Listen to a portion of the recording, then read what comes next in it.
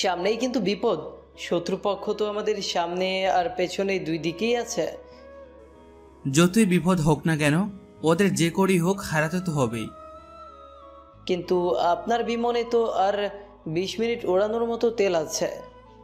ওদের শেষ করতে তো 10 মিনিটই হয়ে যাবে। কিন্তু আপনি ফিরবেন কি করে? সে একটা ব্যবস্থা করাই যাবে। তোমরা এই দিক দিয়ে যাও, আমি ওই দিকটা দিয়ে যাই। ওরা কয়েকজন আলাদাভাবে যেতে থাকে। অনেকটা সময়ের পর ওরা শত্রুপক্ষের পুরো একটা ঘাঁটি ধ্বংস করে দেয়। বাকিরা তো চলে যায়, কিন্তু আকাশের বিমানের তেল শেষ হয়ে আসাতে ওখানেই বিমান নিচে নামায়। ওদের কত করে বলেছি বিমানের সব সময় তেল ফুল করে রাখার জন্য। ওদের ভুলের জন্য না যেন আমাকে কোন জামালায় পড়তে হয়। এখানকার অবস্থা দেখে তো মনে হচ্ছে এখানে কেউ আর বেঁচে নেই। আচ্ছা, এসেছি যখন তখন একটু আশেপাশে দেখি কোনো কিছু পাওয়া যায় কিনা। এই বলে জায়গায় খুঁজতে থাকে। অন্যদিকে ওর যুদ্ধ শেষ করে ফিরে আসে ওদের ক্যাম্পে। সবাই এসে পড়েছে, শুধু আকাশ ছাড়া। সেজন্য কি ব্যাপার, তোমরা ফিরে এসেছো কিন্তু আকাশ কোথায়? বড় স্যারের এমন কথায় ওরা একজন আরেকজনের দিকে তাকিয়ে আছে। আমি তোমাদেরকেই বলছি, আকাশ কোথায়? ওনার তো আমাদের আগেই এখানে ফেরার কথা। তাহলে ও কেন আসলো না? আসলে স্যার, ওনার বিমানে তেল অনেক কম ছিল, যা ওখানে যাওয়ার পরেই বুঝতে পারে। যতটুকু তেল ছিল তা দিয়ে উনি মোটামুটি 20 মিনিট উঠতে পারত। তোমরা ওকে বিপদে একা ফেলে কেন চলে আসলে? ওর বিমানে তেল কম কেন হবে? বিশ্বাস করুন স্যার, এই ব্যাপারে কিছুই জানি না। আমি আগে ওকে খুঁজে বের করি, তারপর তোমাদের বুঝাবো। রেগে বড় স্যার চলে যায় সার্ভার রুমে। ওখানে আকাশের বিমানের পুরো ডিটেলস শুনে উনি নিজেও অবাক হয়। তাহলে শুনুন, বিমানের বর্ণনা শুনে আসি। স্যার, ওনার বিমান এতটাই মজবুত আর শক্তিশালী যা অন্য 10টা বিমান থেকে আলাদা। তাছাড়া উনি যখন বিমান স্টার্ট করছিল তখন তেল ফুলে দেখাচ্ছিল। তাহলে ওখানে যেতে যেতে কিভাবে সব তেল শেষ হলো? আচ্ছা, ওনার বিমানে তেলের ট্যাঙ্ক ফুটেছিল না তো? যেই করেছে ইচ্ছে করে করেছে। আমি এর তদন্ত তো করবই, তবে যেভাবেই হোক আকাশের লোকেশন বা ওর সাথে যোগাযোগ করার চেষ্টা করো। জি স্যার, চেষ্টা করতেছি। 1 ঘন্টা চেষ্টা করেও কোনোভাবেই যোগাযোগ করতে পারিনি। এক্ষুনি 5টা বিমান পাঠাও। সেটা যে সম্ভব না। কেন সম্ভব না? কেননা যে জায়গায় এরা আক্রমণ করেছিল ওই জায়গায় ওই দেশে 10টা বিমান অলরেডি চলে এসেছে। ওহ শিট, তাহলে আকাশের কি হবে? ওকে কি আমি হারিয়ে ফেলবো? তাহলে আকাশের যদি কিছু হয় আমি কিন্তু কাউকে ছাড় দিব না, যে যে ওর ক্ষতি করার চেষ্টা করেছে। উনি সার্ভার রুম থেকে সিসিটিভি রুমে আসে। আকাশ যে বিমানে গিয়েছিল ওই বিমানের কে কি কাজ করেছিল যে সব কিছু দেখতে থাকে। এখন চলুন আকাশ কি করছে তা আমরা দেখে আসি। এইদিকে আকাশ ওই জায়গায় পুরোটা ঘোরা শেষ, তখনই বিমানের শব্দ শুনতে পায়। হায় আল্লাহ, এখন কি হবে? ওরা যদি আমার পোশাক দেখে আমাকে চিনে ফেলে তাহলে তো আমাকে এখানেই মেরে ফেলবে। কি করি? এই তো, এদের দলের পোশাক পরে নিই, তাহলে ওদের লোক মনে করে আর ক্ষতি করবে না। যেই ভাবা সেই কাজ। পোশাক চেঞ্জ করে সাথে শরীরে কিছুটা আঘাত করে। একটু পরে 10টা বিমান নিচে নামে। ওখান থেকে অনেক এয়ার কমান্ডার নিচে নামে, সাথে চারদিকটা দেখতে থাকে। তখন শিট, সবাইকে ওরা মেরে ফেলেছে। এর প্রতিশোধ তো নিতেই হবে। দেখ তো কেউ বেঁচে আছে কিনা। ওরা আরেকটু চেক করে জানতে পারে ওখানে একজন বেঁচে আছে। সেজন্য আকাশকে নিয়ে ইন্ডিয়ার এয়ার কমান্ডার হসপিটাল নিয়ে আসা হয়। ওখানে ডক্টরের চিকিৎসা করুন। আপনারা অপেক্ষা করুন, আমি দেখছি। তোমরা ভেতরে যাও। আকাশকে ভেতরে নিয়ে আসা হলো। তারপর ওর শরীরে ক্ষত আর কাটা দাগগুলো ঠিক করে দেয়। আপনারা চিন্তা করবেন না। তা এখন কি কথা বলা যাবে ওর সাথে? এখন না, আপাতত 10 ঘন্টা পরে। 6 ঘন্টা পরে তো রাত 11টা বেজে যাবে, তার চেয়ে ভালো সকালেই আসবো। আপনাদের ইচ্ছে। এখন হয়তো অনেকে ভাবছেন কি থেকে কি হয়ে গেল। অনেকে তো এখনো গল্পের অনেক কাহিনী বুঝতে পারছেন না। তবে চিন্তা করবেন না, সবে মাত্র শুরু, আস্তে আস্তে জানতে পারবেন সবটা। একটু পরে ইরা ওর বাসায় ফিরে আসে। তোকে কতবার বলবো একটা বিয়ে কর? এরকম বিয়ে বিয়ে করলে কিন্তু আমি কারোর সাথে পালিয়ে যাব। সেটা হলেও তো ভালো হবে। আচ্ছা, তোমরা আমার বিয়ের পিছনে পড়ে আছো কেন? মেয়ে বড় হয়ে বাবাদের চিন্তা তো বেড়ে যাবেই। আমি কোথায় বড় হলাম? আমি তো তোমাদের সেই পিচ্চি মেয়েটাই আছি। আচ্ছা, এখন ফ্রেশ হও। আজকে একটা ঘটনা ঘটে গেছে। কি হয়েছে? ইরা ওর বাবা মাকে সবটা বলে। ওনারা সবটা শুনে এদের জ্বালায় তো আমরা ঠিকমতো শান্তি পাবো না। তবে আজকে যেই ছেলের ট্রিটমেন্ট করেছিলাম, ছেলেটা এতটা হ্যান্ডসাম ছিল যা বলার বাহিরে। তোর যদি পছন্দ হয় আমাদের বল, আমরা ওই ছেলের বাবা মার সাথে কথা বলি। হ্যাঁ, তোদের কোনো কিছু বলাটাই বোকামি। পরের দিন যখন হসপিটালে আসে তখন আকাশকে রবি, রনি ওরা প্রশ্ন করতে থাকে, কিন্তু আকাশ যে উত্তর দেবে তাও পারছে না, কেননা উল্টোপাল্টা বললে ওরা ধরে ফেলবে সেজন্য। তাই বুদ্ধি করে স্মৃতি হারানোর নাটক করে। কে আমি? আর আপনারা কে? আমি এখন কোথায় আছি? ডক্টর, ডক্টর, জি বলেন। এই ছেলে কি বলছে? যতটুকু আছে ততটুকুই তো বলবে। এর কথা শুনে তো মনে হচ্ছে ও কিছুই জানে না। আমি চেষ্টা করতেছি। ইরা একের পর এক প্রশ্ন করতে থাকে, কিন্তু আকাশ ওর আগের মতন অ্যাক্টিং করতে থাকে, যেন সবাই ভাবে ওর স্মৃতি হারিয়ে গেছে। ঠিক সেরকমই হলো। ওনার তো স্মৃতি হারিয়ে ফেলেছে। এক কথায় উনি নিজের নামটা পর্যন্ত জানে না। এখন আমরা জানবো কি করে? তবে ওনার ভালো মতো দেখাশোনা করলে আস্তে আস্তে মনে পড়বে। কিন্তু এখন এই কাজটা করবে কে? হয়তো সমস্যা। আচ্ছা, বড় স্যারের সাথে কথা বলে জানাবো আপনাকে। ঠিক আছে। ওরা চলে যায়। এদিকে আকাশ এখন কি করবে বুঝতে পারছে না, কেননা এভাবে কতদিন থাকবে সেটাই বুঝতে পারছে না। অন্যদিকে রবি ওর স্যারের সাথে কথা বলে ইরার কাছে ফোনটা দেয়। জি বলুন। স্যারের সাথে কথা বলুন। কোন স্যার? বড় স্যারের সাথে কথা বলুন। দিন ফোন। ফোন হাতে নিয়ে জি স্যার বলুন। আজ থেকে তুমি ওই ছেলে চিকিৎসা করবে, যে হোক ওই ছেলেকে সুস্থ করে তুলতে হবে, সেজন্য ওকে তোমার বাসায় নিয়ে যাবে। কিন্তু স্যার বাসায় আমার বাবা মা। দেখুন, হসপিটালে চিকিৎসা দিয়ে এই ছেলেকে ঠিক করাও অনেক সময়ের ব্যাপার, সেজন্য পরিবারের লোকজনের সাথে থাকলে এতে ছেলেটা সুস্থ হয়ে যাবে তাড়াতাড়ি করে। কিন্তু স্যার আমার পরিবারে বাবা মা আর আমি কোন পরিচয় নিয়ে যাব? দরকার পড়লে তুমি ওকে বিয়ে করবে। এটা কি বললেন স্যার? ওই ছেলের সম্পর্কে কোনো তথ্যই জানি না, ও কখনো ঠিক হবে কি না সেটাও জানি না, অথচ আপনি বলছেন ওকে বিয়ে করতে। দেখো, অনেক সময় ডক্টর যা পারে না একজন স্ত্রী তা পারে, সেজন্য ওকে বিয়ে করে ওর সেবা করবে, তাহলে তোমারও খারাপ লাগবে না। কিন্তু পরে যদি ছেলেটার কোনো খারাপ দিক বের হয়? আমরা তো আছি। কিন্তু ততদিনে তো আমার সবটাও নিয়ে নিবে। তুমি ওকে বিয়ে করবে, কিন্তু স্ত্রী হওয়ার অ্যাক্টিং করে ওকে সুস্থ করবে। কিন্তু আমার বাবা মা? আমি নিজে এসে ওনাদের বোঝাবো। আপনি যখন আশা দিচ্ছেন তখন আমি রাজি। এখানকার পরিস্থিতি তো বুঝতে পারছেন, আসলে এক একটা গল্প এক এক ঘটনা নিয়ে লেখা, যেন একটা গল্পের সাথে অন্য গল্পের কাহিনী না মিলে যায়। এইদিকে আকাশের স্যার সিসিটিভি দেখে সবটা বুঝতে পেরে আর উনি সবাইকে মাঠে ডেকে পাঠায়।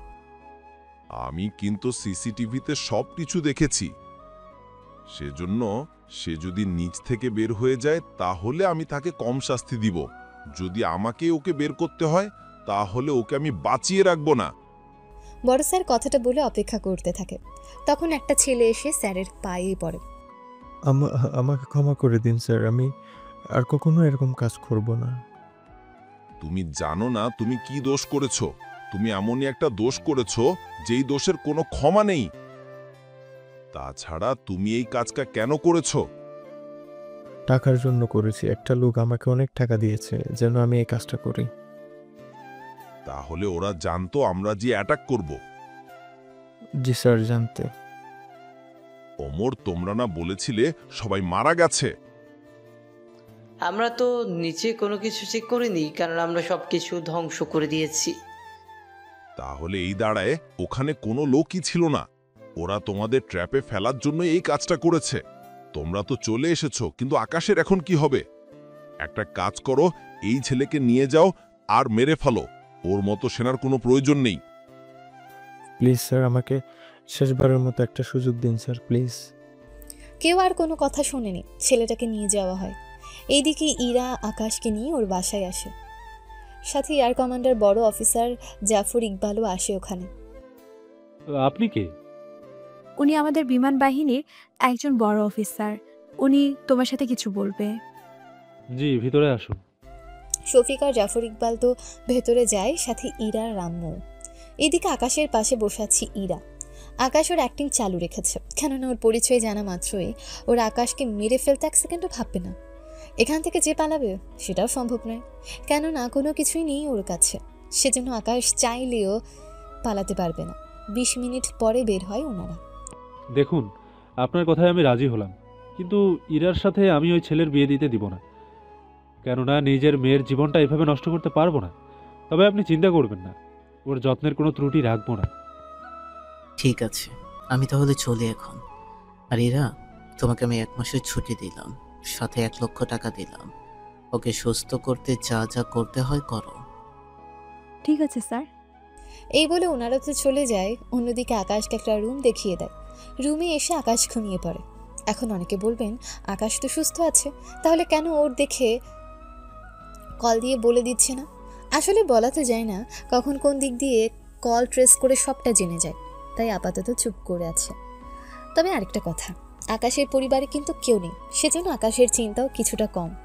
সকালবেলায় এই যে শুনছেন, কিন্তু গভীর ঘুমের কারণে কোনো শব্দ করছে না, সেজন্য বুকে রাত থেকে উঠানোর চেষ্টা করে। তখনই আকাশ হাতটা ধরে বুকের সাথে জড়িয়ে ধরে রাখে। হায় আল্লাহ, এটা কি হলো? এই ছেলে তো আমার হাত এমনভাবে ধরেছে, মনে তো হয় না সহজে ছেড়ে দিবে। এখন কি করব আমি? যদিও আকাশ নিজেও জানে না, কেননা ঘুমের মধ্যে কি করছে না করছে কত কি আর মনে রাখবে বলুন।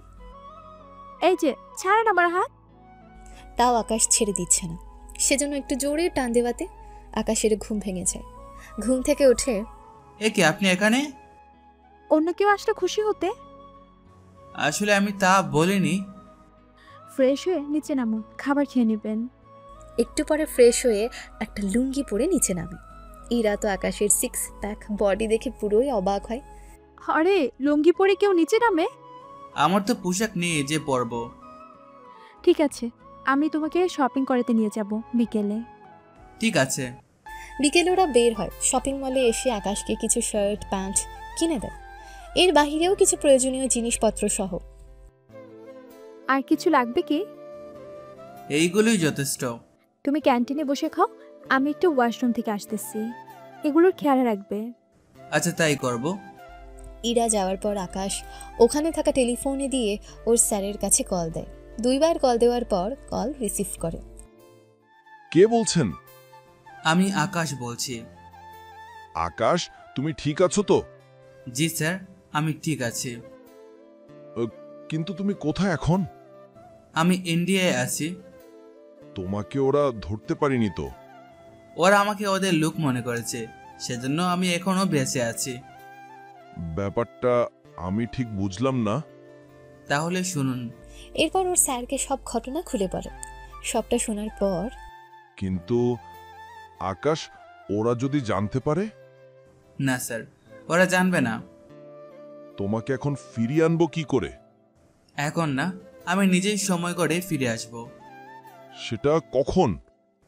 আপনাকে আমি জানাবো যখন প্রয়োজন হবে। আমি কল দিব আপনাকে, কারণ আমি একবার এক নাম্বার থেকে কল দিব, সেজন্য আমাকে কল দিতে হবে না। তবে যাই করো না কেন, সাবধানে থেকো, কেননা ওরা জানতে পারলে তোমাকে তো বাঁচিয়ে রাখবে না, সাথে আমাদের উপরেও বিপদ আসতে পারে। আচ্ছা স্যার, রাখি আমি। কল কেটে দিয়ে টেবিলে এসে বসে পড়ে। ইরা এসে দেখে তেমন কোনো খাবারও খায়নি, সেজন্য, কি ব্যাপার, তুমি কোনো খাবার কেন খাওনি? কিভাবে খায় সেটাই তো জানি না। সেটা আগে তো বলবে। তুমি থাকলে তো বলবে। আচ্ছা, এখন চলো তোমাকে খাইয়ে দিই। ইরা আকাশকে খাইয়ে দিতে থাকে। আশেপাশে কেউ কিছু বলছে না, কেননা বেশিরভাগ লোকই ভাবছে এরা স্বামী স্ত্রী। তাছাড়া এগুলো নিয়ে বলারও কিছু নেই। এরই মধ্যে কিছু ছেলে আসে ওখানে। ওগো সুন্দরী, ওকে এরকম খাইয়ে দিচ্ছ? আমরা কি দোষ করেছি? আমাদেরও একটু খাইয়ে দাও। তোরা জানিস না তোরা কার সাথে পাঙ্গা নিচ্ছিস। ও তাই নাকি? তা কে তুমি শুনি? আমি একজন এয়ারফোর্সের ডক্টর। তাহলে তো আরো ভালো। কিরকম ভালো? তোমাকে বিয়ে করে তোমার থেকে সেবা নেব প্রতিদিন। দাঁড়া, আমি এক্ষুনি আমার স্যারকে কল করছি।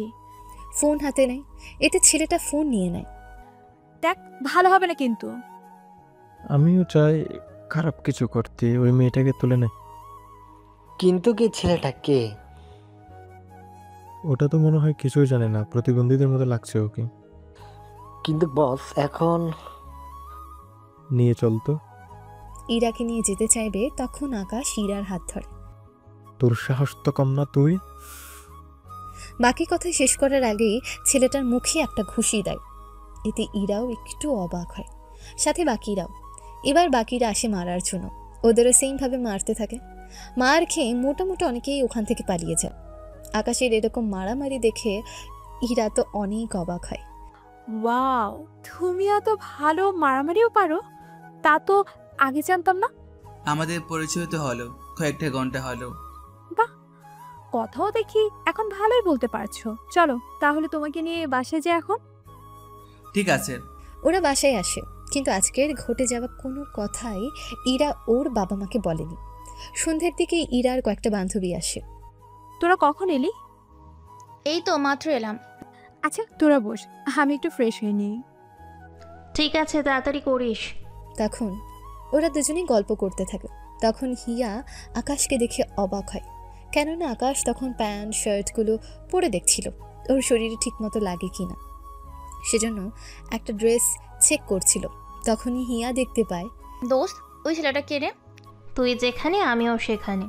ঠিক আছে ইরা, বের হোক আগে। কিছুক্ষণ পরে ইরা বের হয়। তখন ওরা প্রশ্ন করলে ওদের সবটা বলতে থাকে। সবটা শুনে, এই ছেলে যদি তোর কোনো ক্ষতি করে দেয়? আরে এগুলো কিছুই হবে না। ছেলেটা কিন্তু অনেক হ্যান্ডসামও আছে। আমিও আজকে তো বুঝতে পেরেছি। আচ্ছা তোরা বস, তিনজনে মিলে লুডো খেলবো। ওই ছেলেটাকেও ডেকে আন, তাহলে জোড়ায় জোড়ায় খেলতে পারবো। আচ্ছা ডেকে আনছি। ইরা এসে আকাশকে ওর রুমে আনে, তারপর লুডো খেলার নিয়মগুলো বলে দেয়। তারপর ওরা জোড়ায় খেলতে থাকে। ইরা আকাশ এক টিম আর হিয়া টিনা বিপক্ষ টিমে। 20 মিনিট খেলার পর, কি রে, ও তো অনেক ভালো খেলছে। দেখে তো মনে হচ্ছে না, এই প্রথম খেলছে ও। আরে আরে, ও তো শুধু লুডোটা ঘুরায়, বাকি সব তো আমিই করি। তা ঠিক আছে, এখন খেলতে থাক। কিছুক্ষণ ওরা খেলতে থাকে। ইরার টিম প্রায় জয়ের দিকে। ওরা জয় হওয়াতে ইরা তো অনেক এক্সাইটেড হয়ে আকাশকে ওখানেই জড়িয়ে ধরে। এতে হিয়া আর টিনা একটু অবাক হয়, বিষয়টা বুঝতে পেরে ছেড়ে দেয়। আসলে বীজের উল্লাসে সবাই বুঝি। ওরা আরও কিছুক্ষণ বসে বসে কথা বলতে থাকে। তখন, তোমার মেয়েকে ডেকে আনো, বলো এসে খেয়ে যেতে। ওর বান্ধবী এসেছে, সেজন্য গল্প করছে। ও আচ্ছা। অন্যদিকে, স্যার আমাদের উপরে হামলা করবে, এত বড় সাহস কার হতে পারে? তাও আমাদের এতটা ভিতরে এসে হামলা করেছে। কিন্তু ওদের আমাদের রাডার পর্যন্ত ধরতে পারেনি, তাহলে কি হতে পারে? আমারও তো মাথায় আসছে না, ওদের দেশের কোনো হেলিকপ্টারও দেখতে পাইনি। তাহলে তোর মাধ্যমে অনেক কিছু জানতে পারতাম। তাছাড়া একটা কাজ করো। কি কাজ স্যার? আমাদের যত লোক আছে সবাইকে লাগিয়ে দাও, ওরা যেন কোনো বিমান দেখলেই সাথে সাথে ধ্বংস করে দেয়। ঠিক আছে স্যার, বলে দিব। এখন হয়তো অনেকে বলবেন আকাশ যে বিমানে ছিল সেটা তো দেখতে পারতো, কিন্তু আপনারা হয়তো জানেন না আকাশ এত কাজ করে না, কেননা হেলিকপ্টার আগেই ধ্বংস করে দিয়েছিল, সেজন্য ওরা খুঁজে পায়নি। এইদিকে আকাশের স্যার আর ওমর বসে আছে। স্যার, এখন আমরা কি করব? অপেক্ষা করা ছাড়া কোনো উপায় নেই আমাদের। কিন্তু স্যার, এইভাবে আর কতদিন অপেক্ষা করব? আকাশ স্যারের কোনো খোঁজও নেই। ইন্ডিয়ার লোকেরা পুরো জায়গায় কড়া পাহারা দিচ্ছে, কোনোভাবেই তো ভিতরে বিমান পাঠাতে পারছি না। এইভাবে স্যারকে বিপদের মুখে ফেলে দিতেও তো পারছি না। কি করব বলো? ওকে যেই বাঁচাতে যাবে তাকেই যে মরতে হবে আগে, তাও তো আকাশকে বাঁচানো সম্ভব না। কিন্তু কোনো উপায় তো বের করতে হবে। উপায় খুঁজে পেলে আকাশ নিজেই ব্যবস্থা করে চলে আসবে। উনি বেঁচে আছে কিনা ওটাই তো জানে না। ও বেঁচে আছে এটা যেন কেউ না জানে। সত্যি বলছেন তো? সত্যি বলছি। ওর যখন সময় হবে তখনই ও আমাকে জানাবে। তাহলে তো ভালোই হয়েছে। এদিকে দেখতে দেখতে আরো 5 দিন কেটে যায়। আকাশ এখন ওর অ্যাক্টিং চালিয়ে যেতে থাকে। কিছুক্ষণ পরে, আচ্ছা তোমার কি কিছু মনে পড়ছে না? অনেকটা মনে পড়ছে, কিন্তু সেটা কি আজও তা জানি না। আচ্ছা আমাকে বলো। আমার তো বিমান দেখে অনেক পরিচিত মনে হচ্ছে। সত্যি বলছো তো? মিথ্যে কেন বলবো? আচ্ছা তুমি আমার ওয়াশরুমের ঝর্ণাটা একটু ঘুরিয়ে দিতে পারবে? ঠিক আছে। ভেতরে এসে আকাশ ঝর্ণা ঠিক করে আবার বাহিরে আসে। তখন ইরা ভেতরে এসে কিছু খুঁজে না পেয়ে, ওই দাঁড়াও। কি হয়েছে? ভিতরে কিছু কি পেয়েছো? পেয়েছি। কোথায় সেটা? দরজার উপরে। তোমাকে ওখানে রাখতে কে বলেছে? তাহলে রাখবো কই? যেখানে আগে ছিল সেখানে রাখতে। ঝর্ণা ঠিক করার সময় নামিয়ে ওখানে রেখেছে। উফ আল্লাহ, একে নিয়ে কি করব? আচ্ছা শোন, কাউকে কিছু বলা যাবে না। কি বলবো না? কোনো কিছুই তোকে বলতে হবে না। আচ্ছা আমি যাই। ঠিক আছে যা তাহলে। ইরা গোসলে চলে যায়। কিছুক্ষণ পরে আকাশ ওর রুমে এসে বুঝতে পারে ওর হাতে ঘড়ি নেই। সেজন্য ইরার রুমে আসে। রুমের মধ্যেও নেই, ওয়াশরুমে দরজা খোলা ছিল বলে ভেতরে ঢুকে যায়। ইরাকে দেখে কিছু বলতে যাবে, তার আগেই ইরা আকাশের মুখ চেপে ধরে। ওই তোকে ভিতরে আসতে কে বলেছে? আমার ঘড়ি খুঁজতে এসেছিলাম। এখানে তোর ঘড়ি আসবে কি করে? ঝর্ণা ঠিক করার সময় হাত থেকে খুলে রেখেছিলাম। তুই জানিস না আমি ভিতরে গোসল করছি? জানলে তো আসতাম না। যা কিছু দেখেছিস কাউকে কোনো কিছু বলবি না। কি বলবো না সেটা তো বলে দিন। তোকে কিছু বলতে হবে না, তুই আমাকে দেখিসনি, এটাই শেষ কথা। ঠিক আছে। বের হয়ে আকাশ ওর রুমে আসে। আজকে আকাশের তো ঘুমই হবে না, তাও শুয়ে আছে। কিছুক্ষণ পর পর নিজের মতো করে হাসছে মিট মিট করে। এইদিকে ইরাও বের হয়। বিকেলে আকাশকে নিয়ে বিমান বাহিনী ক্যাম্পে আসে। কিছু জানতে পেরেছো? ও বলল বিমান ওর কিছুটা মনে পড়ছে। তা ডাকো ওকে। আকাশ ভেতরে আসে, একদম নার্ভাস কাটিয়ে বসে আছে। জাফর জিজ্ঞেস করে আকাশ উত্তর দিতে থাকে। আমার মনে হচ্ছে শত্রুপক্ষের বিমানের কিছুটা ওর মনে পড়েছে। আমারও তাই মনে হয়। আচ্ছা কি রঙের বিমান ছিল? লাল রং ছিল। লাল রং শুনে ওনারা তিনজনই অবাক হয়। তখনই ইরার ওয়াশরুমের কথা মনে পড়তেই লজ্জা পেয়ে বসে। না পারছে কিছু বলতে, না পারছে আকাশকে থামাতে। কেননা ওকে এখন বাধা দিলে জাফর ইকবাল উল্টো ইরাকেই সন্দেহ করবে, সেজন্য চুপ করে আছে। লাল রঙের বিমান হয় নাকি? হতে পারে। ওই দিন ওরা লাল রঙের বিমান করে হামলা করেছিল। তোমার কি আর কোনো কিছু মনে পড়ে? আর তো মনে পড়ছে না। এরা ওকে নিয়ে যাও, দেখো আর কোনো কিছু জানতে পারো কিনা। ঠিক আছে স্যার। ওখান থেকে বের হয়ে আকাশের বুকে কয়েকটা ঘুষি মারে। মারছেন কেন?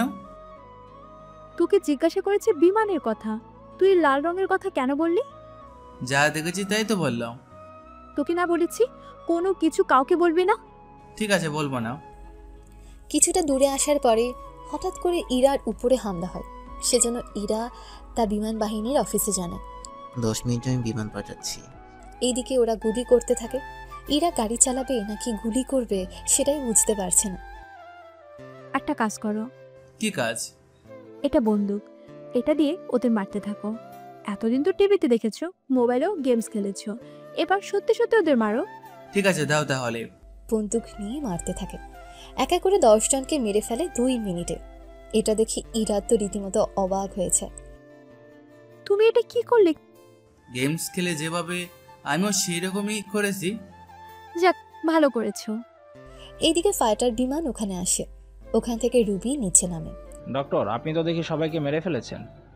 তেমনটাই, কিন্তু ওরা আমাকে কেন মারতে চায় এই ব্যাপারটা আমি নিজেও এখন পর্যন্ত জানি না, তবে আমি খোঁজ নিয়ে দেখব।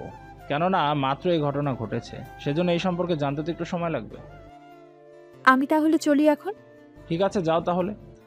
ইরা আকাশকে নিয়ে বাসায় ফিরে, তারপর যে যার রুমে। এইদিকে বাসায় এসে আকাশ ওর স্যারকে কল দেয়। বলো আকাশ। একটা কথা বলার ছিল। কি কথা বলো?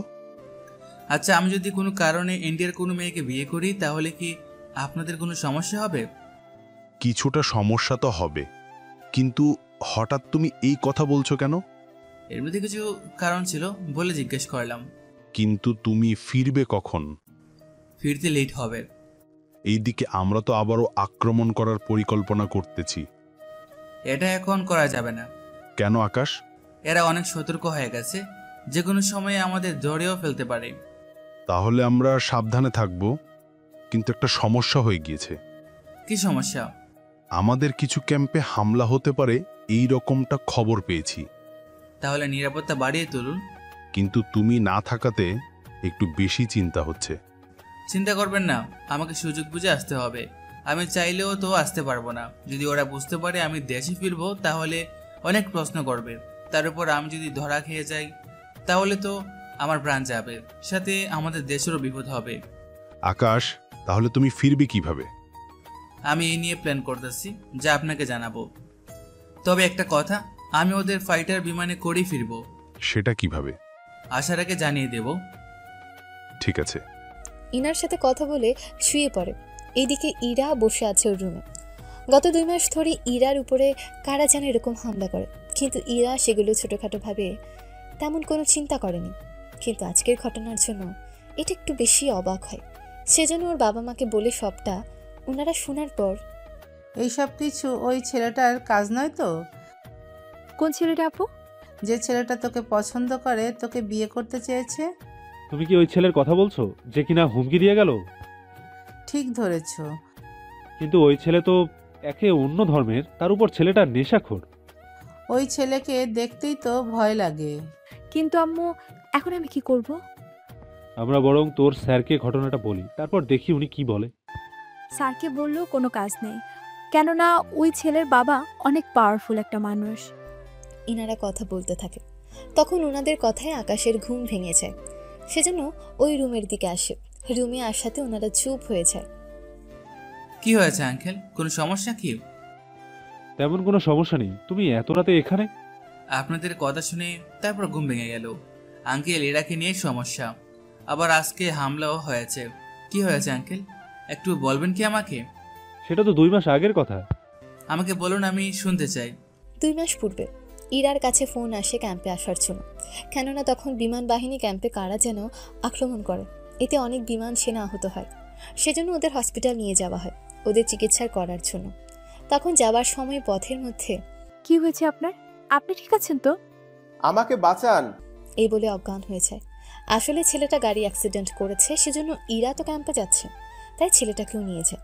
ওখানে নিয়ে এসে চিকিৎসা করাতে থাকে। কিছুদিন পরে ছেলেটার জ্ঞান ফেরে। তখন, আপনি এখন ঠিক আছেন, তাই বাসে ফিরে যেতে পারেন। আমাকে আপনার কাছে রেখে দিন। মানে ঠিক বুঝলাম না। আমি আপনাকে ভালোবেসে ফেলেছি, আর আপনাকে আমি বিয়ে করতে চাই। মনে হয় আঘাত লেগে আপনার মাথাটা গেছে। আমার মাথা ঠিক আছে। তাহলে এরকম উল্টাপাল্টা বলছেন কেন? দেখুন, এত কথা জানি না। যদি তুমি আমাকে বিয়ে না করো তাহলে তোমাকে জোর করে হলেও আমি তুলে নিয়ে এসে বিয়ে করব। এটা কি মগের মুলুক পেয়েছেন? আপনি জানেন আমি কে? আমি সবই জানি, কিন্তু তুমি জানো না আমি কে। সেজন্য আবারও বলছি, আমাকে ফিরিয়ে দিলে কিন্তু তোমারই ক্ষতি হবে। দেখি কি করতে পারিস। এখন তো মনে হচ্ছে তোকে বাঁচানো আবার ভুল হয়েছে। আমাকে বাঁচিয়ে তুই নিজেও নিজের বাঁচাটা ঠিক রেখেছিস, কেননা আমার যদি কিছু হয়ে যেত তাহলে তুই নিজেও বেঁচে থাকতে পারতি না। তোর সাথে আমার আবার দেখা হবে। এই বলে নিলয় চলে যায়। এরপর প্রায় সময় ইরাকে বিরক্ত করতে থাকে। আপাতত এখানে 2 মাসের কাহিনী শেষ। বর্তমান এখন ব্যাপারটা বুঝতে পেরেছি। আচ্ছা, চিন্তা করো না, আমি একটা ব্যবস্থা করতেছি। তুমি আবার কি করবে? তুমি তো নিলয়ের বাসা আর আস্তানা চিনো। চিনি তো। কাল আমরা ওখানে যাব। তোমার কি মাথা ঠিক আছে? ওর আস্তানে যাওয়া মানে নিজের বিপদ ডেকে আনা। বললাম তো, আমি আছি তোমার পাশে। অনেক বোঝানোর পরে পরের দিন ইরাকে নিয়ে রওনা দেয় নিলয়ের বাসার দিকে। প্রথমে আকাশকে দেখে ওরা গেট খুলছে না, পরে যখন ইরাকে দেখে তখন গেট খুলে দেয়। ওরা দুজনেই ভেতরে আসে। তখনই, আরে তুমি এসেছো? আমি কিন্তু জানতাম তুমি আসবে, কিন্তু সাথে এটাকে কেন আনতে গেলে? এমনিতে ছেলেটার কিছু মনে নেই, তার উপর এখানে এনে কেন বিপদ ডেকে আনছো? যদি ওর ভালো চাও আর তুমিও ভালো থাকতে চাও তাহলে এই ছেলেকে বের করে দাও। তোমার সাথে আমি আলাদা কিছুক্ষণ সময় কাটাবো। এখানে একটু মিস্টেক আছে। ইরা আমাকে আনেনি, বরং আমি ইরাকে নিয়ে এসেছি। যে কথাটা বলতে এসেছি, ইরার জীবন থেকে সরে যা, এতে তোর জন্যই ভালো হবে। তুই কে রে? এখানে এসে আমার ভালোর কথা চিন্তা করছিস? আমি কে তা যদি তুই জানিস তাহলে একা নিয়ে হার্ট অ্যাটাক করে ফেলবি। ঠিক আছে, আমি একটা শর্তে ইরাকে ছেড়ে দিব। কি শর্ত? ফাইটার বিমান দিয়ে তোকে আমার সাথে যুদ্ধ করতে হবে। না আকাশ, তুমি রাজি হও না। তুমি তো বিমান চালাতেই পারো না। রাজি আমি, তবে এখনই মোকাবিলা হবে। ঠিক আছে। না আকাশ, তুমি যেও না। ইরার কোনো কথা না শুনে নিলয় আর আকাশ দুইটা ফাইটার জেট নিয়ে উপরে উঠে যায়। তবে এই ফাইটার জেটে একটা করে বোমা আছে, যেটা শুধু বিমানের রং করিয়ে দেবে যদি বিমানে লাগে। এরপর শুরু হলো নিলয় আর আকাশের বিমান উড়ানো। ইরা তো সবটা দেখে অবাক। এটা কি করে সম্ভব? এই ছেলে বিমান উড়াচ্ছে কি করে? ওর তো স্মৃতি হারিয়ে গেছে। বসের এখন কি হবে? আকাশে তো ভালো বিমান উঠাতে পারে।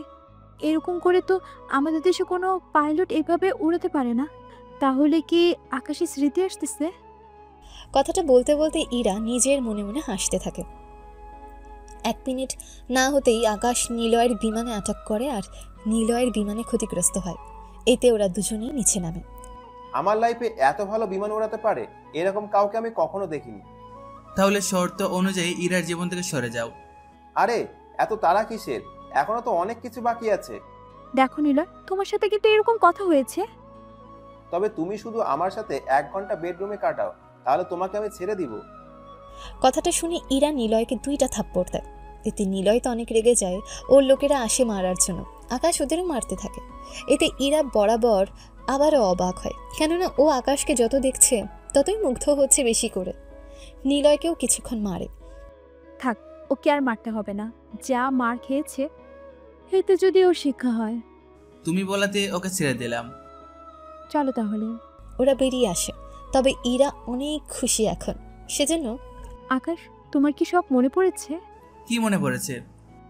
এই যে তুমি আগে কি করতে না করতে, এগুলো কি তোমার মনে পড়ছে না? পড়ছে তো কিছু কিছু।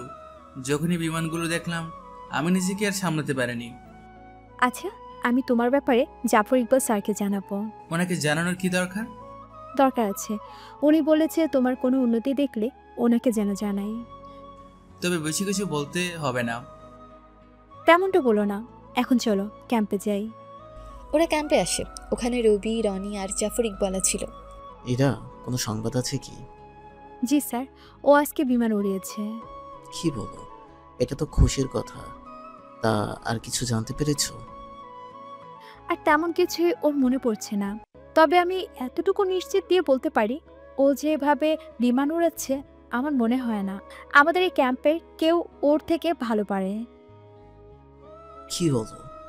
এত ভালো বিমান উড়াতে পারে? তাহলে তোর বিমান উড়ানো দেখতেই হয়। একটা কাজ করি, আমরা দুজন ওর সাথে বিমান উড়াতে থাকি, দেখি কতটুকু পারে। তাহলে তো ভালোই হয়। তাহলে স্যার আপনি কি বলেন? তা তুমি পারবে তো? পারবো। স্যার, আমি কি আকাশের সাথে বিমানে উড়বো? দেখো আবার উল্টোপাল্টা উড়িয়ে তোমাকে না বিপদে ফেলে দেয়। এরকমটা হবে না। ঠিক আছে, তোমার তাহলে তৈরি হয়ে দাও। এরা 4 জন তৈরি হয়ে নেয়। আকাশ, ইরা একটা বিমানে, রবি আর রনি আলাদা বিমানে। জাফর ইকবাল নিচে দাঁড়িয়ে আছে। কে কিভাবে উড়াচ্ছে আর কে কার পিছনে যাচ্ছে এগুলো দেখতে। ওরা বিমানে উঠে বসে। তখন দেখো, প্রথমত তোমরা এই যে সীমানা আছে ওখানে যাবে, আর সীমানা ক্রস করে আবার ফিরে আসবে। তবে আসার সময় তোমরা একজন আরেকজনের বিমানে হামলা করবে। তবে ভয়ের কিছু নেই, ওখানে রাবারের বুলেট থাকবে। এই বুলেট বিমানে সুদূর ট্যাপ করবে। এতে নিচে নামার পরে বুঝতে পারবো কে জিতলো। ওকে স্যার, তবে আমাদের দুজনের সাথে কি ওর পারবে? দেখি না কি হয়। তবে লাইন ক্রস করার পরে তোমরা হামলা করবে। এরপর ওরা বেরিয়ে পড়ে। ওরা এখন প্রায় 3000 ফুট উপরে আছে। আরো আস্তে কি চালাতে পারবে? তাহলে তো হেরে যাব। আসলে এই প্রথম আমি সাহস করে ফাইটার জেটে উঠেছি, সেজন্য একটু নার্ভাস, আবার ভয় হচ্ছে। ভয় কেন হচ্ছে না? তুমি পাশে আছো সেজন্য ভয় হচ্ছে না। যদি আমার হাতটা ধরো তাহলে হয়তো নার্ভাস লাগতো না, কিন্তু এক হাতে তো কন্ট্রোল করতে পারবে না বিমান। কথাটা শুনে ইরার হাতে হাত রাখে। ইরাও যত্ন করে আকাশের হাতটা ধরে রাখে। কিছুক্ষণের মধ্যে আকাশ ওই লাইন ক্রস করে সামনে এসে দাঁড়ায়। এতে রবি আর রনি তো অবাক হয়। এটা কিভাবে সম্ভব? এত জোরেও বিমান উড়াচ্ছে কি করে? আমি তো এই স্পিডে দিয়ে নিজেই ভয়ে আছি। তোকে কি বলবো, আমার নিজেরও সেম অবস্থা। এইদিকে অন্য দেশের বিমান বাহিনী ওদের বিমান আসতে দেখে, স্যার, ইন্ডিয়ার 3টা বিমান তো আমাদের দিকে হামলা করার জন্য আসতেছে। আগে দেখো ওরা বর্ডার ক্রস করেছে কিনা। যদি করে তাহলে আমাদের সেনাদের বলো বিমান নিয়ে রেডি থাকার জন্য। ঠিক আছে। কিছুক্ষণের মধ্যে রবি আর রনি ওরাও লাইন ক্রস করে। তারপর ওদের মধ্যে শুরু হয় যুদ্ধ। ওরা দুজন মিলেও আকাশের মোকাবেলা করতে পারেনি। আকাশ একাই ওদের দুজনের বিমানের 12টা বাজিয়ে দেয়। ওরাও আক্রমণ করে, তবে আকাশের আক্রমণের তুলনায় 10 ভাগের 2-3 ভাগ হবে। আকাশের মধ্যে রবি আর রনির বিমানকে ধোঁয়া উঠতে থাকে। সেজন্য জাফর ইকবাল আক্রমণ বন্ধ করে নিচে নামতে বলে। ওরাও নিচে নামে। তুমি তো ভালো বিমান চালাও, আমরা তো জানতেই পারতাম না। তাই ইরা, ওর নাম কি এখনো জানতে পেরেছো? ইরা তো কথা বলা অবস্থায় নেই, কেননা ইরার মাথা ঘুরাচ্ছে। কারণ আকাশ এত আঁকাবাঁকাভাবে উড়াচ্ছে, যার কারণে ইরার মাথা কিছুটা চক্কর দিতে থাকে। স্যার, আমি একটু রেস্ট নিতে পারলে ভালো হতো। তুমি তাহলে ইরাকে নিয়ে আমাদের ক্যাম্পের হসপিটালে যাও। জি স্যার, যাচ্ছি। ওরা দুজন চলে যায়। অন্যদিকে ওই ছেলে তোমাদের এরকম ভাবে হারিয়ে দিল। অল্পের জন্য তো তোমরা মরতে বসেছো। ভাগ্য ভালো সবগুলো রাবারের বুলেট ছিল। চিন্তা করে দেখো, যদি সব বুলেট আসল হতো তাহলে তোমরা তো দুজনেই মারা যেতে। এটা ঠিক বলেছেন, কিন্তু ও এত ভালো ট্রেনিং নিল কি করে? আমি আর রনি আমাদের এই বিমান বাহিনীর মধ্যে দক্ষ পাইলট, কিন্তু এ তো দেখছি। একটা কাজ করলে হয় না? কি কাজ? আমরা তো পাকিস্তানে একবার আক্রমণ করতে পারি। কিন্তু তোমরা তো বলেছিলে ওদের সাথে পেরে উঠতে হলে অনেক ফাইটার বিমান লাগবে। কিন্তু এই ছেলে তো চাইলে একা এই 10 থেকে 15টা বিমানের মোকাবেলা করতে পারবে। ঠিক আছে, কাল তাহলে পাকিস্তান আক্রমণ করার একটা চেষ্টা করব। সেজন্য কাল ওই ছেলেকে নিয়ে আসার জন্য বলবো। তারপর ওকে সবকিছু বুঝিয়ে তোমাদের সাথে পাঠিয়ে দিব। ঠিক আছে স্যার। সন্ধে হতেই ইরাকে নিয়ে বাসায় আসে। তবে ইরা এখন আকাশের সাথে অনেকটা ফ্রি হয়ে গেছে। বাসায় এসে ইরার বাবা মাও যখন জানতে চায় তখন ওনাদের সবটা বলে। আমার তো ভয় হচ্ছে। আমারও হচ্ছে, কিন্তু ওই ছেলে তো অনেক খারাপ। আমি তো চেয়েছি ওই নিলয়কে একটা শিক্ষা দেওয়ার জন্য, কিন্তু ইরার জন্য আর পারেনি। আচ্ছা, তোমরা অনেক জার্নি করে এসেছো, রেস্ট নাও। ওরা যে যার রুমে যায়। সকালবেলায় আকাশ চলে যায় ক্যাম্পে, কেননা ওখানে পাকিস্তান আক্রমণ করার বিষয় নিয়ে কথা বলবে। এইদিকে ইরা ওর বাবা মায়ের রুমে আসে। বাবা মা, তোমাদের সাথে আমার কিছু কথা আছে। কি কথা? তোমরা যদি কিছু মনে না করো, আমি আকাশকে বিয়ে করতে চাই। তুই তো আকাশের সম্পর্কে কিছুই জানাস। ওর ব্যাপারে এতদিন যা কিছু জেনেছি, এইটাই আমার জন্য অনেক কিছু। তাছাড়া ও অনেক ভালো ছেলে, ওর ভবিষ্যৎও অনেক ভালো। কেননা আমাদের বিমান বাহিনীর একজন পাইলটও। ওর উপর একটা মিশন আছে কালকে। ওই মিশন থেকে ফিরলে ওকে প্রমোশন দেবে। তা আকাশ কি তোকে বিয়ে করতে চাইবে? আজকে বাসায় ফিরলে ওকে জানাবো, দেখি কি বলে। ঠিক আছে, তোর যা ভালো মনে হয়। এইদিকে ইরা তো খুশি হয়, কেননা ওর বাবা মাও রাজি। এইদিকে আকাশ বসে আছে, সাথে আছে রবি, রনি, জাফর ইকবাল সহ আরো 10 জন অফিসার। এই ম্যাপটা ভালো করে দেখো তোমরা। কি আছে এই ম্যাপে? আমরা যে দেশে আক্রমণ করব সে দেশের কোনো কোনো জায়গার বিমান কমান্ডার ঘাঁটি আছে, তা আমরা এই ম্যাপের মাধ্যমে লিখেছি। এখন আমাদের কি করতে হবে? তোমাদেরই তো সবটা করতে হবে। তোমরা যে করেই হোক এই 2টা ঘাঁটি আক্রমণ করে তা নষ্ট করে দিতে হবে। আমরা কতজন মিলে যাব? তোমরা 10 জন মিলে আসলেই হবে। ঠিক আছে, কাল তাহলে হামলা করব আমরা। সেটাই ভালো হবে। তোমরা তাহলে আজকে ভালো করে সবটা বুঝে নাও। এরা তো সবটা বুঝে নিতে থাকে। বিকেলের পরে আকাশ বাসায় ফেরে। এদিকে ইরা অনেকটা সেজে আকাশের জন্য, কেননা ইরা একটু পরে ওর মনের কথাটা বলে দেবে আকাশকে। রুমে এসে ফ্রেশ হয়ে নেয়, তারপর একটু শুয়ে পড়ে। রাত 10টা বাজে। আকাশে এই রুমে আসে। আসবো কি? আরে তুমি আসবে, এতে অনুমতি লাগবে নাকি? কিন্তু তুমি হঠাৎ করে এত সেজেছো, ব্যাপারটা কি বলো তো? এখনই বলবো নাকি পরে বলবো? এখনই বলো। আকাশ, আমি তোমাকে ভালোবাসি। তোমাকে বিয়ে করে আমি নতুন করে বাঁচতে চাই তোমাকে নিয়ে। আমি যে তোমার মধ্যে আমার বেঁচে থাকার শক্তি খুঁজে পেয়েছি। আই লাভ ইউ আকাশ। এদিকে আকাশ কোনো কিছু না বলে ইরাকে কোলে তুলে নেয়। ইরা একটু বাধা দেয়নি। তারপর ওকে নিয়ে ছাদে আসে, কেননা ছাদে ফুল গাছ আছে। সেখান থেকে একটা গোলাপ নিয়ে ইরার দিকে বাড়িয়ে, আমিও তোমাকে অনেক বেশি ভালোবাসি এরা। তুমি আমাকে পছন্দ করো কিনা এটা শিওর হওয়ার জন্য এতগুলো দিন আমি তোমাকে এই কথাগুলো বলিনি।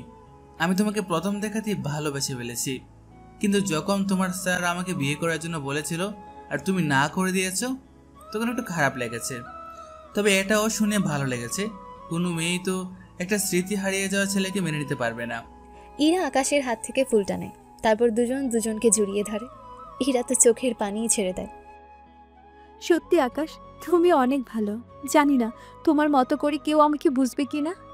আচ্ছা তাহলে আমি কালকের মিশনটা শেষ করেই আমরা বিয়ে করে নিব।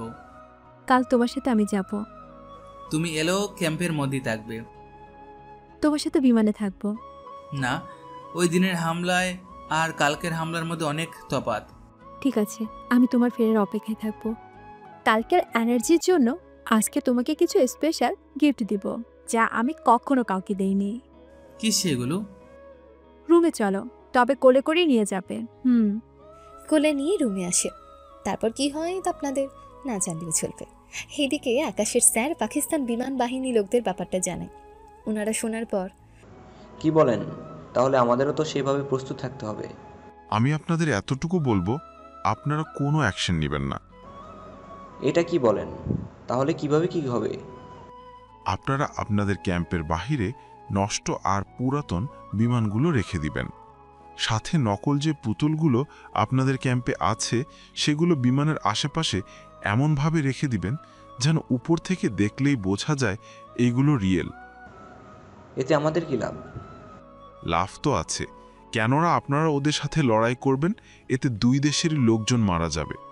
তার চেয়ে ভালো যদি এরকম নকল দিয়ে অভিনয় করতে পারেন, তাহলে আপনাদের জন্য ভালো হবে। ঠিক আছে, আমরা তাহলে এখনই সবটা করে নিচ্ছি। এরা নিজেদের মতো করে সবটা করতে থাকে। সকালবেলায় ইরা আকাশ দুজনেই গোসল করে, নাস্তা করে বেরিয়ে পড়ে। ক্যাম্পে এসে ইরা ও ডিউটিতে চলে যায়, তবে যাওয়ার আগে আকাশের কপালে একটা চুমু দিয়ে যায়। অল দ্য বেস্ট, অপেক্ষা থাকবো তোমার জন্য। এইদিকে আকাশ, রবি, রনি আরও 7 জন পাইলট বিমান নিয়ে ওই লোকেশনের দিকে রওনা দেয়। 3 ঘন্টা পরে ওরা পাকিস্তানের ওই 2টা জায়গায় হামলা করে, পুরো ক্যাম্প সহ ওরা নষ্ট করে দেয়। ইন্ডিয়ার পাইলট তো অনেক খুশি হয়, কেননা ওরা এত সহজে যে কাজটা করতে পারবে তা নিজেরাও বুঝতে পারেনি। যুদ্ধ শেষ করে ওরা ফিরে আসে, ততক্ষণে বিকেল হয়ে যায়। আকাশকে দেখে ইরা তো জড়িয়ে ধরে। তোমার কিছু হয়নি তো? আমি ঠিক আছি। কিছুক্ষণ পরে জাফর ইকবাল ওখানে আসে, সবাইকে অভিনন্দন জানাতে থাকে। স্যার, আমরা কি তাহলে এখন যেতে পারি? সত্যি তোমরা অনেক ভালো একটা মিশন শেষ করেছো, তোমরা এখন যেতে পারো। ঠিক আছে স্যার। এরা দুজন যখন বাসায় ফেরে তখন বাসার দরজা খোলা অবস্থায় পায়। জিনিসপত্র সবকিছু এলোমেলো অবস্থায় পড়ে আছে। সেজন্য ওরা ভেতরে যায়। ভেতরে দেখতে পায় ইরার বাবা মায়ের মৃতদেহ পড়ে আছে। বাবা মা, কথা বলো তোমরা, কে মেরেছে তোমাদের? কিন্তু ইরার বাবা মা কোনো জবাব নেই। তাছাড়া ওনাদের মেরে ফেলা হয়েছে প্রায় 4-5 ঘন্টা হয়ে গিয়েছে। ইরা তো কান্না করতে করতে প্রায় জ্ঞান হারিয়ে ফেলেছে। এইদিকে ইরার জ্ঞান ফেরানোর ব্যবস্থা করে। আকাশ জাফর ইকবালকে বিষয়টা জানে। তারপর উনি কিছু কমান্ডার নিয়ে আসে, বাকি কাজটা করতে থাকে। একে একে ইরার বাবা মার দাফনের কাজ করে নেয়। কিন্তু ইরার মানসিক ভারসাম্য মোটেও ঠিক নেই। একদিন পরে, আকাশ, আমার বাবা মাকে যারা মেরেছে তাদের আমি মৃত্যু চাই। আকাশ, মৃত্যু চাই। চিন্তা করো না এরা, আমি নিজ হাতে ওদের শাস্তি দেব, আর সেটা তুমি নিজের চোখে দেখতে পারবে। সত্যি বলছো তো? সত্যি বলছি, কালকে সেটা করে দেখাবো। পরের দিন আকাশ ইরাকে নিয়ে ফাইটার জেটে উঠে বসে, যা জাফর ইকবাল জানে না। যখনই উনি জানতে পারে আকাশ ইরাকে নিয়ে ফাইটার জেট নিয়ে বেরিয়ে পড়েছে, তখনই ওনারা অনেকবার বারণ করেছে, কিন্তু আকাশ তা শুনতে চায়নি। সেজন্য, এরা তুমি কি চাও? আমি চাই ওই নিলয়ের মৃত্যু। এরপর আকাশ এক এক করে নিলয়ের বাসা থেকে শুরু করে অফিস সব কিছু রকেট মেরে ভেঙে দেয়। দিনটা ছিল ছুটির দিন, সেজন্য অন্য লোকদের কোনো ক্ষতি হয়নি। নিলয় তখন বাসায় ছিল। রকেটের আঘাতে নিলয়ের শরীর পুড়ে যায়। জাফর ইকবাল এবার ঝামেলায় পড়ে গেল, কেননা নিলয়ের বাবা অনেক পাওয়ারফুল ব্যক্তি। সেজন্য উনি আকাশকে কিছু বলেন, যা ইরাও শুনতে পায়। ইরাকে নিয়ে নিচে নেমে এসো। কেন স্যার? তুমি কার পারমিশন নিয়ে এই কাজটা করেছো? তুমি কি জানো নিলয়ের বাবার কত ক্ষমতা? তাই বলে আপনারা এই ক্যাম্পের একটা মেয়ের উপরে এত বড় জুলুম আপনি সহ্য করবেন? দেখো, ইরার বাবা মাকে নিলয় যে মেরেছে তার কোনো নির্দিষ্ট কোনো প্রমাণও নেই। তুমি দেখছো? নাই, আমি দেখেছি। তাহলে কেন ওকে মারতে গেলে? স্যার, আমি তো আপনাকে সব ঘটনা বলেছিলাম, কিন্তু আপনি তো আমাকে কোনো সাহায্য করেননি। তোমরা নিজেরাও জানো না তোমরা কি করতেছো। কত বড় একটা বিপদ তোমরা নিয়ে নিলে। এর জন্য তোমাদের ফাঁসিও হতে পারে। কথাটা বলে জাফর ইকবাল কল কেটে দেয়। ইরা এখন কি করবে? আমাকে নিয়ে কোথাও পালিয়ে যেতে পারবে কি? যদি তুমি আমার সাথে থাকতে চাও তাহলে আমি তোমাকে এই দেশের বাইরে নিয়ে যাব। যখন দেশে থাকলে নিজেকে মারা যেতে হবে, তখন দেশের বাইরে গিয়ে মারা যাওয়া অনেক ভালো। চিন্তা করো না, আমি তোমাকে রক্ষা করব। কথাটা বলে আকাশ ফাইটার জেট নিয়ে বাংলাদেশের উদ্দেশ্যে রওনা দেয়। কেন রওনা দেয় তা আপনারা একটু পরেই জানতে পারবেন। এইদিকে স্যার, ওরা তো বাংলাদেশের দিকে রওনা দিচ্ছে। তাড়াতাড়ি তোমরা ওদের আটকাও। কিন্তু কিভাবে? ওরা যে স্পিডে যাচ্ছে, ওই স্পিডে তো ওরা আর 1 ঘন্টার ভিতরে বর্ডার ক্রস করে ফেলবে। দরকার পড়লে ওদের মেরে ফেলো। কি বলছেন স্যার? ঠিকই বলেছি, কেননা কিছুক্ষণের মধ্যে বাংলাদেশের বিমান ওখানে চলে আসবে। তাহলে বুঝতে পারছো কি হতে পারে। ওরা তো মনে করবে আমরা ওদের দেশে আক্রমণ করার জন্য জেট পাঠিয়েছি। আমরা দুজন তাহলে যাচ্ছি।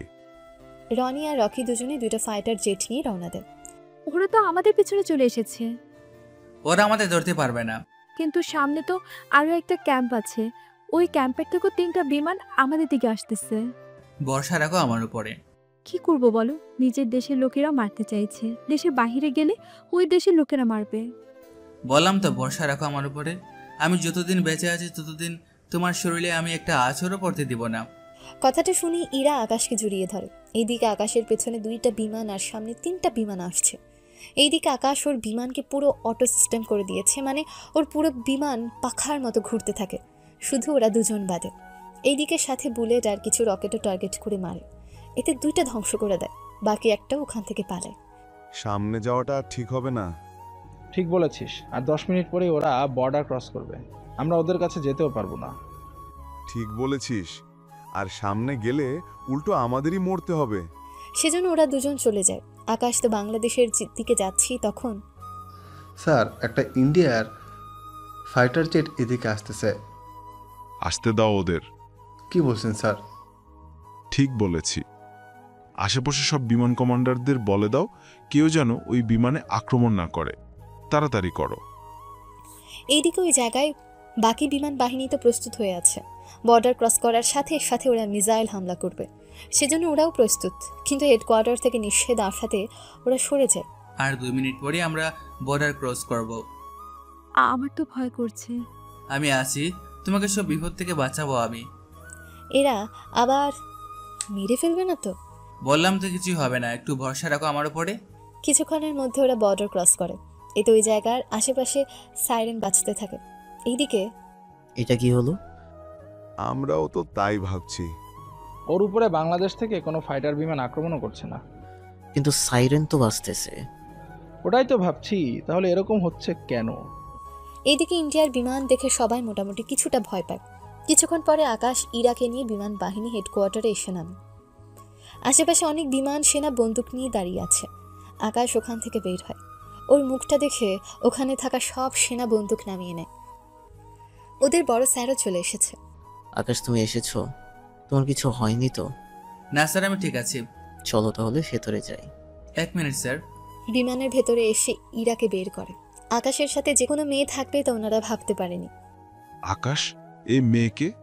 ও আমার হবু বউ, আমরা বিয়ে করব। কিন্তু তুমি তো ইন্ডিয়া ছিল আর সরাসরি ওখান থেকেই ফিরছো, তাহলে ওকে ফেলে কি করে? ওর নাম ইরা চৌধুরী, ইন্ডিয়ার বিমান বাহিনীর ক্যাম্পের একজন ডক্টর।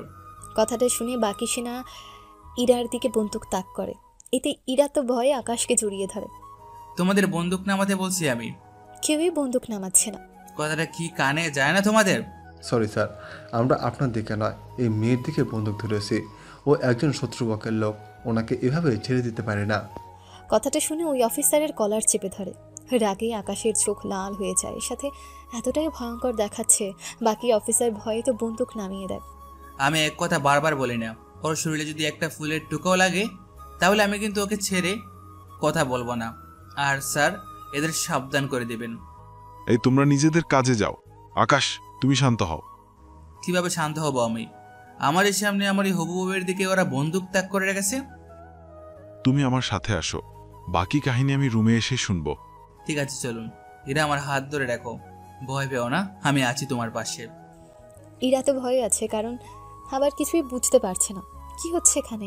এর সব কিছুই ইরার অজানা। ওরা স্যারের রুমে আসে। তাহলে এখন বলো পুরো কাহিনী কি? আকাশ একটা একটা করে কাহিনী বলতে থাকে। সে সব কাহিনী তো আমরা জানি, আকাশের স্যারও জানে, তবে পুরো কাহিনী জানে না, সেজন্য বাকি কাহিনী ওনাকে বলা হলো।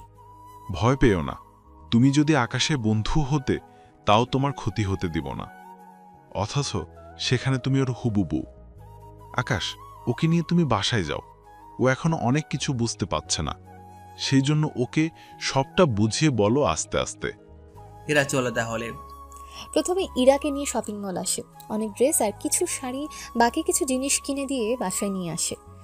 এত বড় বাড়ি এটা কার? এটা আমার বাড়ি। ফাজলামো করো না তো, তুমি তো থাকো ইন্ডিয়ায়, তাহলে এই দেশে তোমার বাড়ি আসবে কি করে? তুমি ফ্রেশ হয়ে আসো, আমরা খাবার খেয়ে তারপর তোমাকে সব ঘটনা আমি বলবো।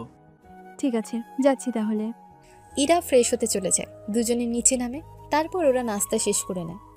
ইরাকে পুরো বাড়িটা ঘুরিয়ে দেখাতে থাকে। তারপর এখন চলো তোমাকে পুরো কাহিনী বলি। বলো। তোমার কি কি কাহিনী জানা লাগবে তা বলো। তোমার নাম, পরিচয়, আমাদের দেশে কিভাবে এলে, আর এখানে তোমাকে এরা কি করে চিনে, এগুলো বলো আমাকে। আমার নাম পারভেজ হোসেন আকাশ, আমি থাকি বাংলাদেশ। কিন্তু জাফর স্যার যে বলল তুমি আমাদের দেশে। ওরা তো বলেছিল। আচ্ছা, তুমি কি নতুন স্মৃতি হারিয়ে ফেলোনি তো? আসলে আমি স্মৃতি হারানোর নাটক করেছি। কিন্তু কেন? যেদিন তুমি আমার চিকিৎসা করেছিলে সেদিন তোমাদের ওখানে একটা বিমান ক্যাম্পে কেউ হামলা করেছিল। ওটার সাথে তোমার সম্পর্ক কি ছিল? কেউ না, ওই হামলা আমিই করেছিলাম। কি বলছো এসব? তুমি কেন হামলা করলে?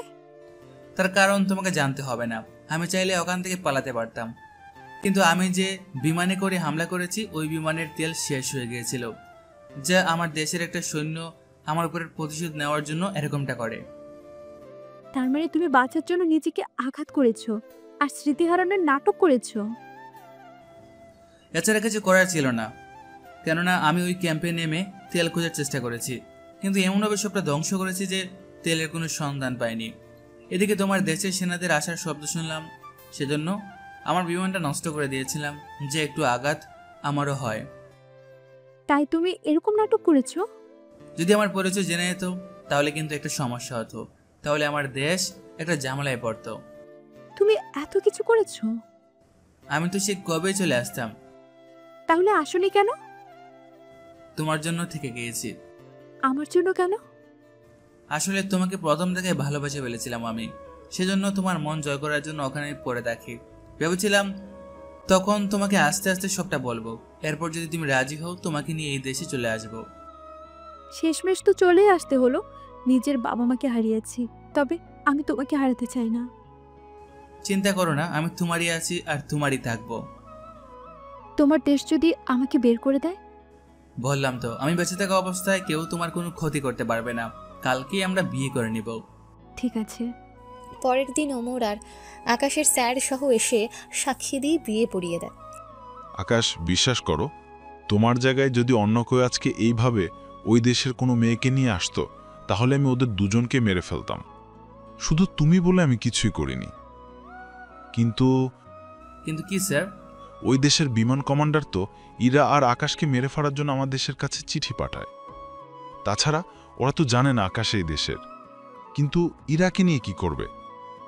একটা কাজ করলে হয় না, ওর জন্য যত তাড়াতাড়ি পারেন ভোটার কার্ড আর পাসপোর্ট বানিয়ে ফেলবো এই দেশের, তাহলে কোনো সমস্যা হলে আমি ওইগুলো দেখতে পারবো।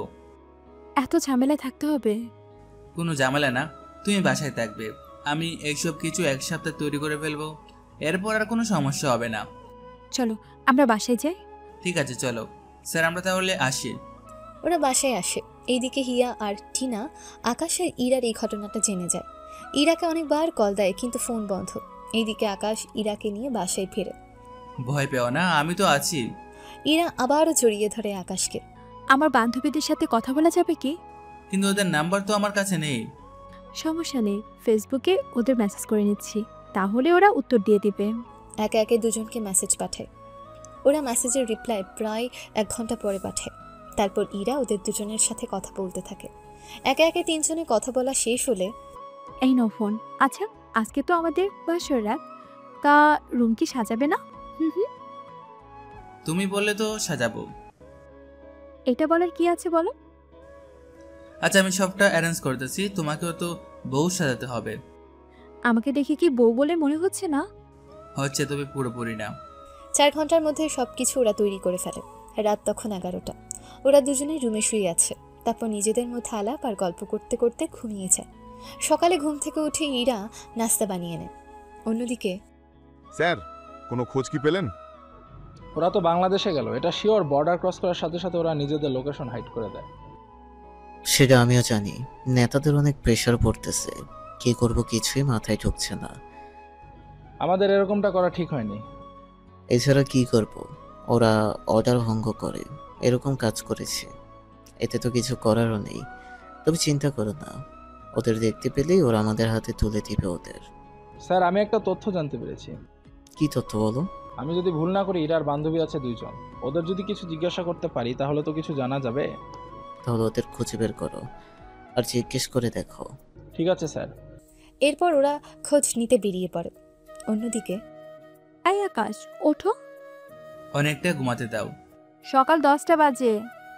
তো কি হয়েছে, এত সকাল সকাল আমি উঠি না। এখন থেকে উঠতে হবে। যদি না উঠি? তাহলে এই যে হাতে পানি দেখছো, সব পানি ঢেলে দেব। এই না না, উঠতেছি।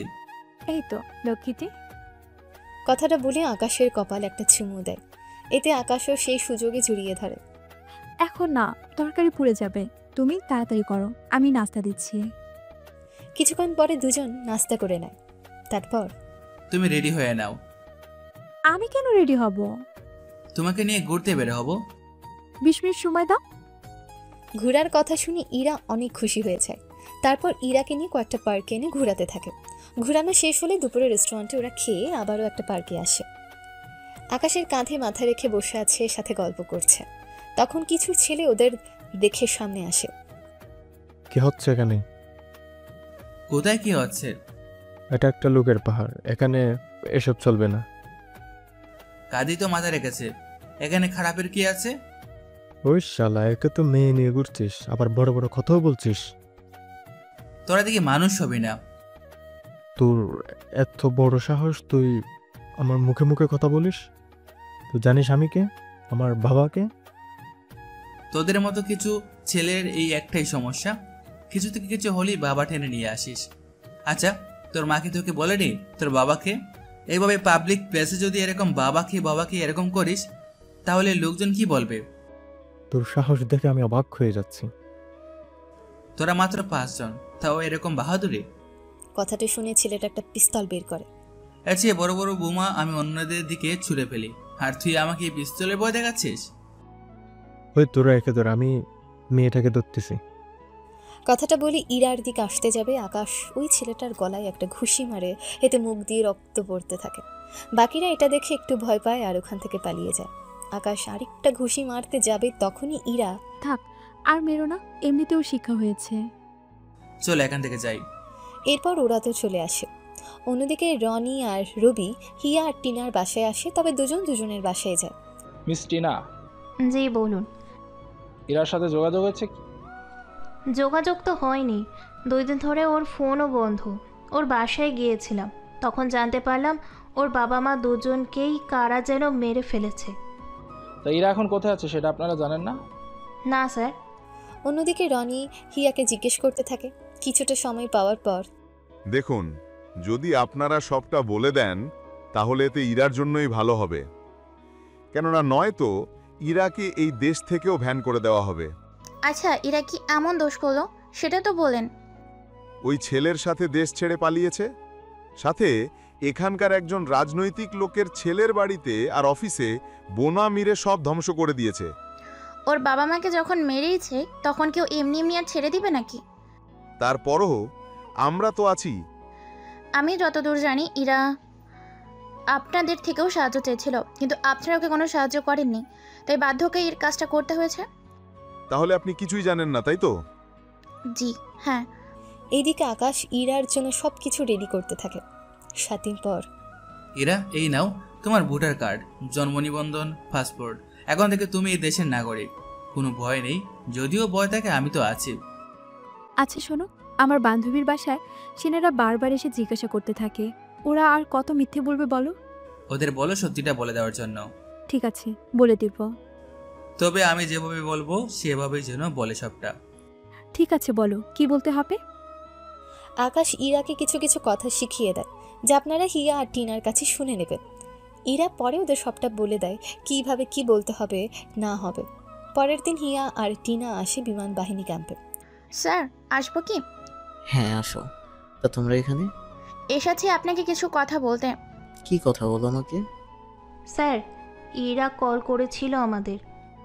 কি বলেছিল? ও এখন বাংলাদেশে আছে, আর যে ছেলেটা ওর সাথে ছিল ওই ছেলেটাকে বিয়ে করেছে।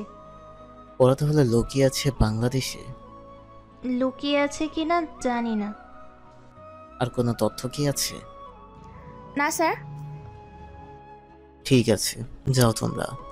এরা দুজনে চলে যায়। অন্যদিকে আকাশ ইরাকে নিয়ে ওর ক্যাম্পে আসে। সেখানে আকাশকে দেখে ওরা। স্যার, আপনি এখানে? সার্ভার রুমে চলো। জি স্যার, চলুন। ইরা, তুমিও চলো আমার সাথে। আমাকে কি ঢুকতে দেবে? বলে যাও না তুমি আমার বিবাহিত স্ত্রী। আমার সাথে ওখানে যাবে, আর তোমাকে বাধা দিবে এরকম সাহস কারো হয়নি। ওরা ভেতরে আসে। তারপর কয়েকটা ম্যাপ ওরা দেখতে থাকে। ম্যাপগুলো দেখার পর, আমরা 2 দিনের মধ্যে এই জায়গা আক্রমণ করব। কিন্তু এই জায়গা তো একদম ছোট। তো কি হয়েছে, এক এক করে আক্রমণ করতে হবে। আচ্ছা, আমার দেশেই কেন আক্রমণ করবে? সেই কাহিনী তো বললে না আমাকে। সে 20 বছর আগের কথা। কি হয়েছিল তখন? আমার বাবা একবার তোমাদের দেশে গিয়েছিল বেড়াতে।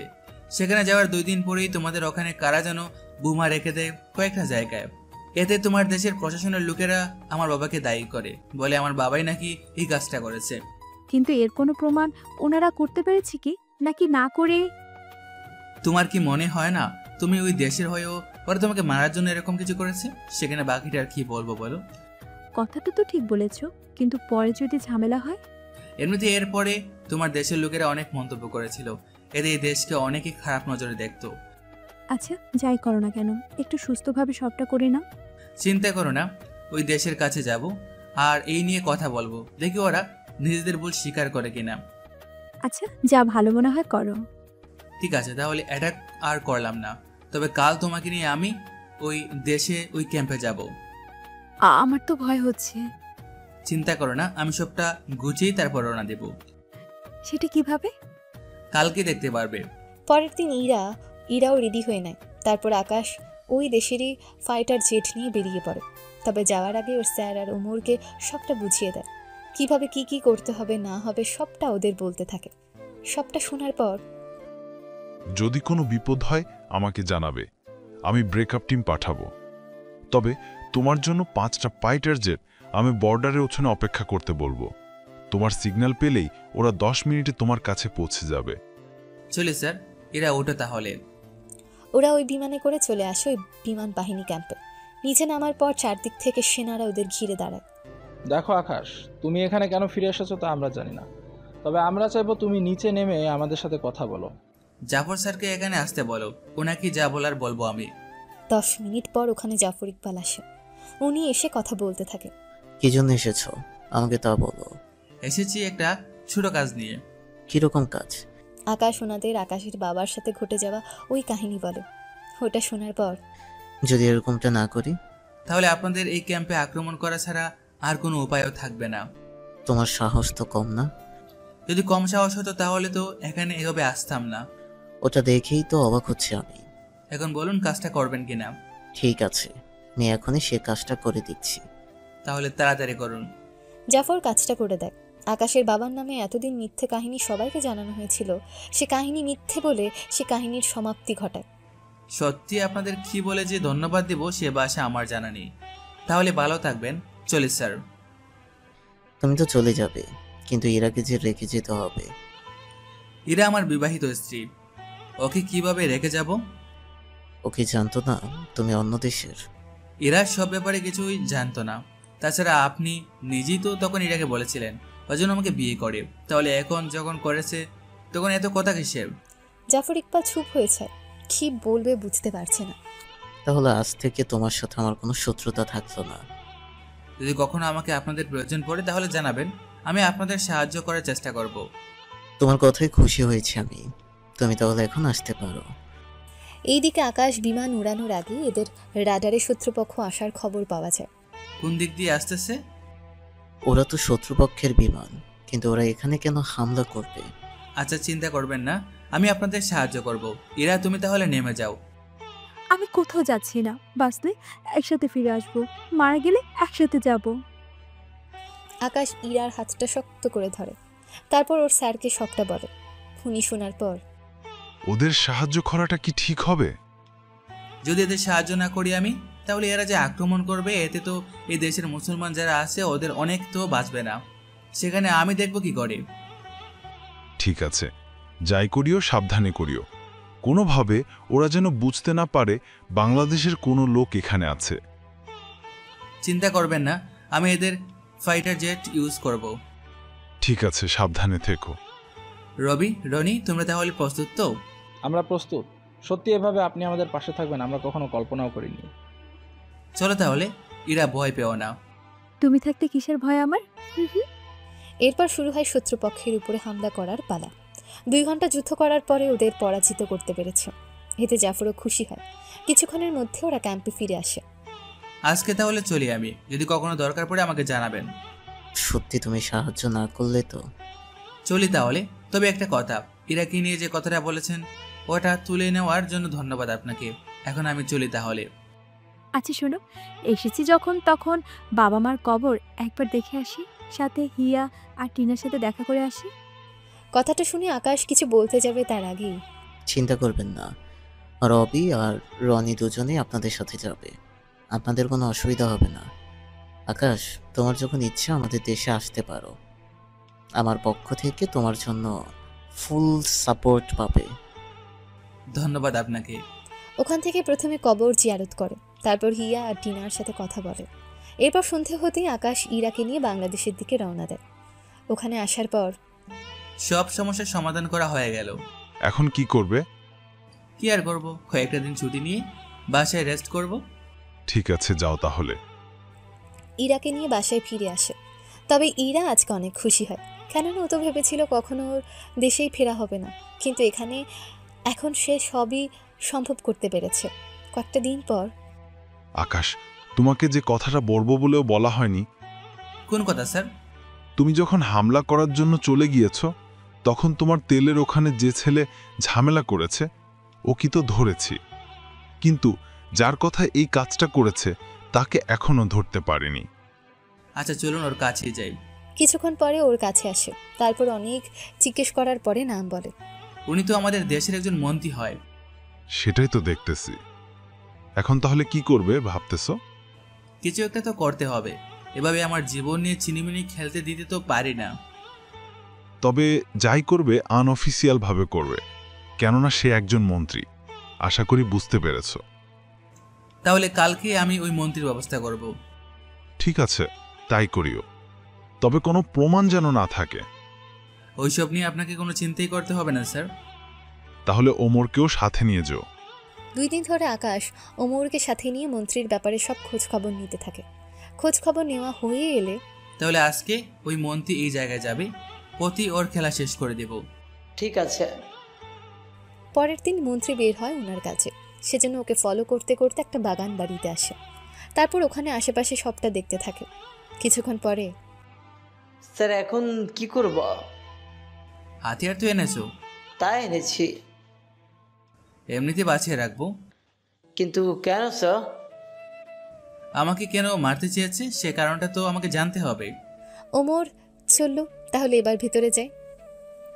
ভেতরে এসে দেখে 3 জন লোকের সাথে মন্ত্রী হিরোইন ডিল করছে। সেজন্য, তোমরা কারা? আমরা কারা সেটা জেনে আপনার কোনো কাজ নেই। তার আগে এটা বলুন আমাকে কেন মারতে চেয়েছেন? তুমি কে? আমি কেন তোমাকে মারতে চাইবো? আকাশ নামে কাউকে চিনেন? উইং কমান্ডারের দায়িত্ব ছিল সে।